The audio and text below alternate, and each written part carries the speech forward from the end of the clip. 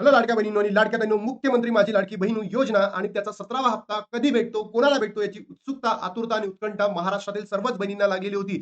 त्यामध्येच लाडक्या बहिणींनो, जर तुम्ही बघितलं असेल 8 डिसेंबरला जी-आर प्रसिद्ध झाला होता आणि अजूनही वितरण सुरू झालेले नाहीये. तर लाडक्या बहिणींनो, आता सरकारने दोन्ही हप्ते एकत्र द्यावे का? म्हणजे 17वा आणि 18वा हप्ता एकत्र द्यावे का? ही मागणी आता जोर पकडत आहे आणि त्याच्याच माध्यमातून मी तुम्हाला सांगणार आहोत लाडक्या बहिणींनो, हे जे सरकार आहे एकदम बोगस सरकार आहे. कारण गेल्या 2 महिन्यापासून लाडक्या बहिणींच्या अकाउंटला पैसे जमा झालेले नाही आहेत. डिसेंबरची आजची 17वी तारीख आहे. 17 डिसेंबर आहे आणि 17व्या हप्त्याचा अजूनही पैसे जमा लाडक्या बहिणींच्या अकाउंटमध्ये झालेले नाही आहेत. मग हा हप्ता कधी वाटप होणार आहे? महिलांच्या समस्या स्वतः आधीताई तुम्ही समजून घेतायत की नाही आहेत? कारण की काही बहिणींची ई-के-वाय-सी पुन्हा रखडलेली आहे. पती नाही आहे, त्यांचे वडील बेपत्ता आहेत, कागदपत्र नाही आहेत. अशा बहिणींनी काय करावं? ज्या बहिणींकडे मोबाईल नाही आहे, त्या बहिणींनी काय करावं? याबद्दल तुम्ही काहीही बोलायला तयार नाही आहे. शेवटचे 13 दिवस राहिलेले ई-के-वाय-सीचे. तर मला तर वाटतं हे सरकार लाडक्या बहिणींना पुन्हा अपात्र करणार आहे. जसं जून, जुलै, ऑगस्ट, सप्टेंबर, ऑक्टोबर महिन्यामध्ये झालं, असंच सरकारला पुन्हा करायचं आहे का? आणि असंख्य लाडक्या बहिणींना अपात्र घोषित करायचं आहे का? याबद्दल तुमचं मत काय? नक्की कमेंट बॉक्समध्ये सांगा. जर तुम्ही काही दिवसांमध्ये बघितलं असेल लाडक्या बहिणींनो, 52 लाख बहिणी अपात्र ठरणार असा मी एक व्हिडिओ बनवला होता आणि त्याच माध्यमातून स्वतः आदित्य तटकरेंनी त्यांच्या फेसबुक हँडलला इव्हिनिंगलाच पोस्ट केली होती, की ही चुकीची न्यूज आहे. मग चुकीच्या न्यूजला जर तुम्ही अशा पद्धतीने ट्वीट करू शकता, Facebookला टाकू शकता, तर लाडक्या बहिणींच्या समस्या का तुम्ही सोडवू शकत नाही? हा प्रश्न आता माझ्याच नाही, महाराष्ट्रातील तमाम लाडक्या बहिणींच्या मनामध्ये उपस्थित झालेला आहे आणि प्रत्येक युट्यूबर्सला हेच म्हणतोय, की सरकारवर टीका करा, सरकारवर टीका करा. तो आपला मूलभूत हक्क आहे आणि आपण तो करू शकतो.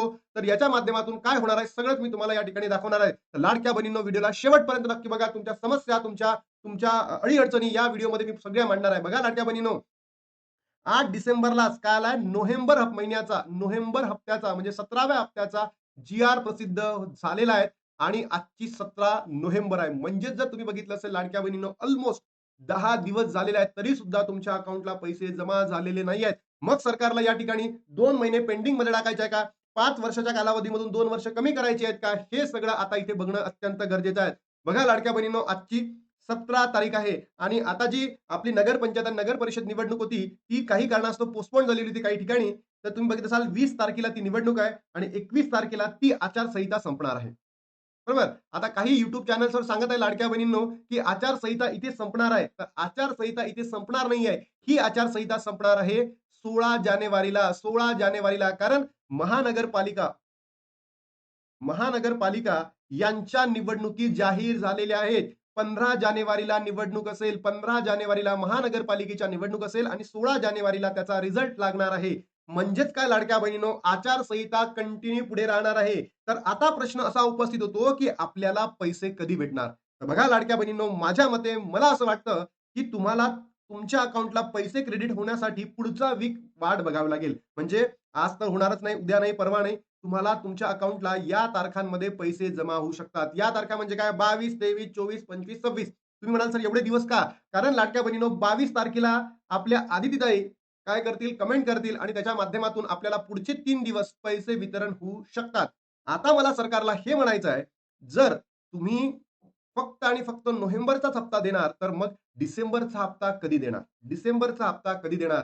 बघा लाडक्या बहिणींनो, तुम्हाला काय वाटतं? हे मी या ठिकाणी सांगतो. कारण जर सरकारने नोव्हेंबरचाच हप्ता आपल्याला दिला आता, तर डिसेंबरचा हप्ता का जानेवारी संपल्यावर देणार आहे? आणि त्यामध्ये ज्या महानगरपालिका निवडणुकी आहे, या निवडणुकींना लाडक्या बहिणींनो काय म्हणतात रे? मिनी विधानसभा निवडणूक. आणि या मिनी विधानसभेच्या निवडणुकीला किंवा पार्श्वभूमीला किंवा पूर्वभूमीला आपल्याला दोन्ही महिन्याचे पैसे एकत्र द्यावे, ही माझ्या लाडक्या बहिणींची आता मागणी आहे आणि त्यांना असंच वाटत आहे, की 2 महिन्याचे पैसे एकत्र द्यावे. म्हणजेच 23, 24, 25 मध्ये डिसेंबरमध्ये डिसेंबरचाही हप्ता आणि जानेवारीचा हप्ता सुद्धा एकत्र द्यावा, अशी मागणी लाडक्या बहिणींची आहे आणि असंच सरकारने करायला पाहिजे. तुम्ही जर बघितलं असेल याच्यामध्ये खरंच देऊ शकता का? तर मला असं वाटतं, हो, देऊ शकतं. कारण त्यांनी जो निधी आहे ना, जाहीर केलेला आहे. 17व्या हप्त्याचा त्यांनी निधी जाहीर केलेलाच आहे, जी-आर आणलेलाच आहे.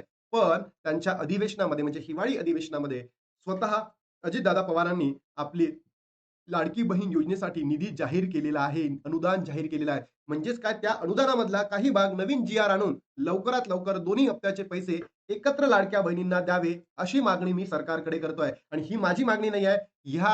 ही जी मागणी आहे माझ्या महाराष्ट्रातील संपूर्ण लाडक्या बहिणींची आहे. तर लाडक्या बहिणींनो, तुम्हाला काय वाटतं, दोन्ही हप्ते एकत्र देण्यात यावे का? नक्की कमेंट बॉक्समध्ये सांगा. आपण हातावर हात धरून बसणार नाही आहे. आपण सरकारपुढे लाडक्या बहिणींनो टीका करणार आहोत. बघा, महाराष्ट्रातील पहिला युट्यूबर असेल अशा पद्धतीचे मी थंबनेल बनवलेला आहे, की सरकारवर डायरेक्ट टीका केली आहे. बोगस सरकार आहे लाडक्या बहिणींनो, आणि हे करणारा महाराष्ट्रातील एकमेव आहे. आपण कोणालाच देणार नाही. कारण लाडक्या बहिणींनो, तुमच्या समस्या समजून घेणारं पुढे कोणीच बसलेलं नाही. सगळे येतात, टीका करतात सरकारवर, असं म्हणतात, तसं म्हणतात, सरकारच्या बाजूने बोलतात. पण मी फोन करतो, हे करतो, ते करतो, काहीच होत नाही. पण लाडक्या बहिणींनो, सर्वात जास्त जर मी सरकार विरोधात बोलत असेल, तर लाडक्या बहिणींनो, तुमचं काम आहे सपोर्ट सुद्धा करणं. बघा लाडक्या बहिणींनो, अजून एक महत्त्वाची बातमी आली होती अग्रवेनची, की लाडकी बहीण योजना ई-केवायसी केल्यानंतरही लाभ कायमचा बंद होणार. नवीन अपडेट आली समोर. मग सरकार आपल्याला लाडक्या बहिणींना कशाला सांगताय, की ई-केवायसी करा? जर तुम्हाला लाडकी बहीण योजना किंवा लाडकी बहीण योजनेतील पात्र महिलांना जर अपात्र करायचं असेल, तर तुम्ही का बरं लाडक्या बहिणींना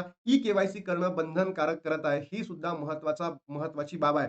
यामध्ये जर तुम्ही ₹1500 साठी लाडक्या बहिणींकडनं एकदा अपात्रतेचा खेळ खेळला, जून, जुलै, ऑगस्टमध्ये तुम्ही अपात्र ठरवला, आता ई-केवायसी करत आहेत, तर तुम्ही स्वतःची सुद्धा ई-केवायसी करणं बंधनकारक आहे. गेल्या कित्येक वर्षापासून या महाराष्ट्राला लुटून खाणारे, या महाराष्ट्रावर कर्ज निर्माण करणारे जे संत्री मंत्री तिथे बसलेले आहेत, त्यांनी सुद्धा स्वतःची ई-केवायसी एकदा करून बघावी, आणि नंतर या समस्यांना जेव्हा पुढे जावं लागेल, तेव्हा त्यांना लक्षात येईल, की नेमक्या समस्या काय.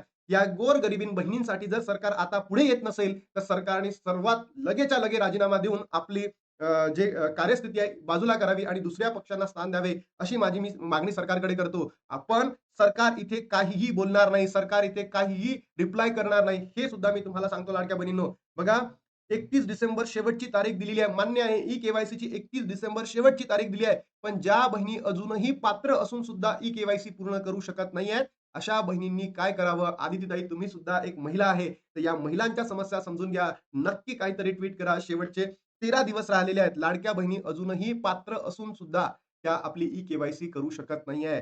आणि जे तुम्ही निकष लावलेले आहेत, किती 2.5 लाख, तर तुम्हीच विचार करा. तुमचा मंत्री-संत्री जे आमदार, खासदार आहे, त्यांचा पगारच 2.5 लाखाच्या वरती जातं, आणि जे तुम्ही म्हणत आहे, की एका कुटुंबाचं उत्पन्न 2.5 लाखाच्या वरती असेल, बघा दिलाय. एका कुटुंबाचे वार्षिक उत्पन्न 2.5 लाखापेक्षा जास्त असेल, त्यांना लाभ भेटणार नाही. तुम्हीच विचार करा, हे कितपत योग्य आहे आणि कितपत अयोग्य आहे? बहिणींनो, तुम्ही सांगा. 2.5 लाख कुटुंबाचे उत्पन्न म्हटलं, एका व्यक्तीचे उत्पन्न नाही, तिथे तर त्यांचा एका महिन्याचा पगार 2.5 लाखापेक्षा जास्त आहे. तर यांनी एकदाच लाभ घ्यावा, म्हणजे 5 वर्षांनी, 5 वर्षानंतर बनूच नये, अशी माझी मागणी आहे. बरोबर? या वयोगटामध्ये 21 ते 65 वर्ष वयोगटातील मुलांना किंवा मुलींना लाभ मिळणार त्याच्यापेक्षा कमी असेल, म्हणजे 21 पेक्षा कमी असेल, 65 पेक्षा जास्त असेल, तर लाभ मिळणार नाही. एका कुटुंबामध्ये 4 चाकी वाहन असेल तरी त्यांना लाभ मिळणार नाही. जर एखाद्या कुटुंबाचं जे पोट आहे, हे फक्त 4 चाकी वाहनावर डिपेंडंट असेल, तर त्या बहिणींनी काय करावं? एकाच कुटुंबातील 2 पेक्षा जास्त महिलांना लाभ घेता येणार नाही. म्हणजे एका कुटुंबामध्ये फक्त 2च महिलांना लाभ मिळेल. तर सरकारने याबद्दल काहीतरी भाष्य करणं गरजेचं आहे. लाडक्या बहिणींनो, या व्हिडिओला महाराष्ट्रातील सगळ्याच बहिणींपर्यंत पोहोचवा. जर तुम्ही सपोर्ट केला नाही लाडक्या बहिणींनो, तर तुमचा लाभ असाही बंद होणार आहे. पण इतका टीकात्मक व्हिडिओ जर सरकारने बघितला आणि आपल्या व्हिडिओला इतका सपोर्ट मिळतो, म्हणून बघा 52 लाख बहिणींचा व्हिडिओ बनवला होता. तर इव्हनिंगलाच ट्वीट आलं होतं. 8 डिसेंबरला सांगितलं होतं काय, की जी-आर येणार आहे, तर आला होता. त्यानंतर मी एक व्हिडिओ बनवला होता, की पैसे वितरण होणार आहे. वितरण सुरू झालेले आहेत. पण अशी माहिती आपल्याला नागपूर अधिवेशनामध्ये भेटली होती, म्हणून मी तुम्हाला सांगितलं होतं. पण त्यासाठी मी दिलगिरी व्यक्त केली. त्यासाठी मी माफी सुद्धा मागितली लाडक्या बहिणींनो. पैसे जमा झाले नाही आहेत. तर आता तुम्ही सपोर्ट करणं गरजेचं आहे. कारण जर आपण या ठिकाणी एकत्र आलो नाही, तर सरकार हे आपल्याला विकून सुद्धा खाऊ शकतं. इथपर्यंतच गेलेलं आहे. हे बोगस सरकार आहे. सरकारने लगेच राजीनामा द्यायला पाहिजे. तुम्हाला कालची एक न्यूज सांगतो. 2 दिवसाच्या अगोदरची एक न्यूज सांगतो. जे पी करणारे मुलं आहे, विद्यार्थी आहेत, यांना पेमेंट मिळणार नाहीये. म्हणजे यांना स्टायफंड दिलं जात होतं. स्टायफंड दिलं जात होतं. तर त्याच्यावर आपल्या महाराष्ट्राच्या वित्तमंत्र्यांनी जजमेंट दिलं, की एकच व्यक्ती डबल पी करतो आणि मग त्याला आम्ही स्टायफंड कसं देऊ? मग तुम्ही स्वतः अजितदादा कशाला 6 वेळा महाराष्ट्राचे आमदार झालेले आहेत. त्याच्यामध्ये आय थिंक 4 ते 5 वेळा तुम्ही उपमुख्यमंत्री झालेला आहेत. तुम्ही सुद्धा तुमच्या पदाचा राजीनामा द्यायला पाहिजे. ही इथे मी मागणी करतो. जर एक विद्यार्थी शिकला नाही, तर महाराष्ट्राचा विकास कसा होणार? आणि जर महाराष्ट्राचा विकास होत असेल, तर महाराष्ट्रामध्ये तुम्हीच विचार करा, जगणं किती मुश्किल होईल, विचार करा. हे सरकार बोगस आहे असं मला वाटतं. तर लाडक्या बहिणींनो, तुमचं या ठिकाणी म्हणणं काय? नोव्हेंबर आणि डिसेंबरचा हप्ता एकत्र भेटायला पाहिजे का? नक्की तुमच्या प्रतिक्रिया कमेंट बॉक्समध्ये सांगा. आणि सरकारने लवकरात लवकर ते काय करायला पाहिजे, जी-आर प्रसिद्ध करून त्यांच्या फेसबुक हँडलला म्हणा किंवा सरकारी माध्यमांवर सांगायला पाहिजे, की हप्ता कधी वितरण होणार आहे. 10 दिवस झालेले आहेत काय येऊन? लाडक्या बहिणींनो जी-आर येऊन. तर आता तुमच्या प्रतिक्रिया आणि तुम्ही या व्हिडिओला किती सपोर्ट करता बघणं गरजेचं आहे. बघूया लाडक्या बहिणींनो. आता इथे थांबतो आणि भेटतो तुम्हाला नवीन व्हिडिओमध्ये. तोपर्यंत जय हिंद, जय महाराष्ट्र, जय श्रीराम.